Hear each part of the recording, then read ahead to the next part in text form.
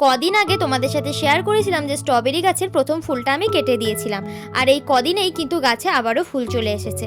না না, এবার কিন্তু আর ফুলটা কাটবো না, আজকে আমি গাছে মালচিং করব। তার জন্য এখানে আমি ইউজ করছি কিছু খড়। তো প্রথমেই আমি খড়গুলোকে কাঁচি দিয়ে ছোট ছোট করে টুকরো করে নিচ্ছি। তারপরে এই কাটা খড়গুলোকে স্ট্রবেরি গাছের চারিদিকে ভালো করে দিয়ে দিচ্ছি। আর এই মালচিং করার প্রধান কারণ হলো, যখন এই ছোট ছোট ফুলগুলো থেকে স্ট্রবেরি হবে, তখন ওই স্ট্রবেরিগুলো যদি মাটির সাথে ডিরেক্ট সংস্পর্শে থাকে তাহলে স্ট্রবেরিগুলো কিন্তু পচে যেতে পারে। তাই এই খড় বিছিয়ে দিলে ফলটা আর মাটির সাথে লেগে থাকবে না, এর ফলে স্ট্রবেরিটা কিন্তু ভালো থাকবে।